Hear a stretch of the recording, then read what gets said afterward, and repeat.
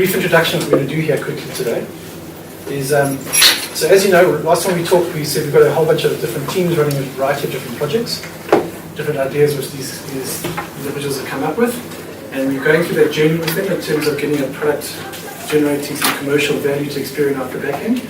And so we're just taking a snapshot of where we are today, and just so you can understand who they are and what they're doing, and asking questions. So we're going with the classic 3-minute pitch philosophy. Mr. Coleman has been giving me a headline view of a couple of things. No detail, no thunder stolen. But this is where we want the business to go. You don't want the centre driving all of the decisions and then us having to digest it and try and make do. We want to go and accelerate this business at a level that it's never seen before. You do that by empowering our team. You guys are incredible at what you do. There's some exciting opportunities ahead.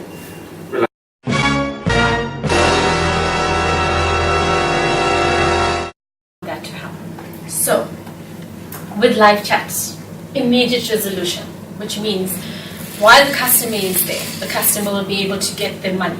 Our client has made a sale. Revenue, it drives revenue on the Experian side and the client side, the consumer as well.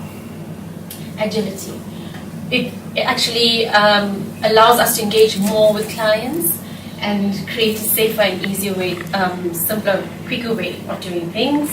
Our NPS scores will go through the roof, customer satisfaction, increase sales, and we'll be able to retain clients. Retain clients as in be offering a good solution, immediate resolution. So, with all of this being said, I would like to introduce you to eChat. Okay, so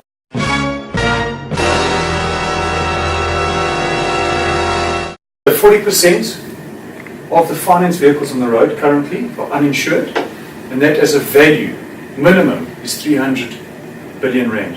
And that's the problem we'd like to solve as Experian, the 300 billion rand problem. You can upsell insurance, it's compulsory under the contract. They can reduce their risk. One of the things in my research, when I've gone to the banks and asked them how many vehicles are uninsured, no one has an idea, but they all want to know the figure. So by working on that figure and making sure there's insurance in place, they can reduce that risk. Brand protection, so it's me as an upset client.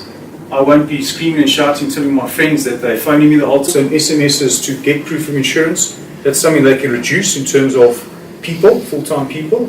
And it does also open at the back end opportunity for new insurance products also. The output, a simple batch output, can be done in a couple of hours. We use analytics to show insight, we use our own data, so it's quickly done with our expertise. The output would look something like this, and we put my idea. 32.4%. The 2.4% is the amount of unemployed youth, between unemployed as well as guys that's not in school, between the ages of 18 to 24. So that's 32.4% out of 10.3 million people. So have you ever aced your second interview and the recruiter would come back to you and say, you'll give an answer in 1, 2 or maybe 3 weeks? Do you know what that, for your criminal checks, your SAFES data, as well as the ITC checks that's required within our country? That's more or less. It's normal for people to get their credit checked before you join a new company? Is that part of the hiring process? Yes, it is part of the hiring process, and also depends for which type of job you'll be going for. Sure. So we'll be able to confirm previous employment because we'll have that information available. Addresses, have you been involved in any fraudulent activity, especially if you're going for finance type of job. Got it. So the A power curve and the way we can introduce triggers and maybe perhaps solve a problem that maybe that the bureau can't address. Okay, so effectively on the bureau there are a certain number of triggers that they've implemented on the bureau. Okay, but they find it difficult to add additional triggers, and this is where I think power curve can assist. Okay. As ourselves, or we can get clients with Power Curve Strategy Manager to make their own changes. So effectively, based on the engagement that the product team is having with clients, where they ask for specific additional triggers to be added, which is currently not catered for. Right. That is what the guys are trying to solve for. So Dwayne, we're trying to get an MVP that allows the customer to have more flexibility over their triggers and can be run by them and embedded into their systems.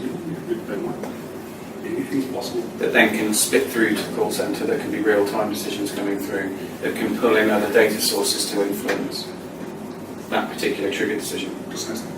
Right. And we don't have that today. No, not as far as I'm aware.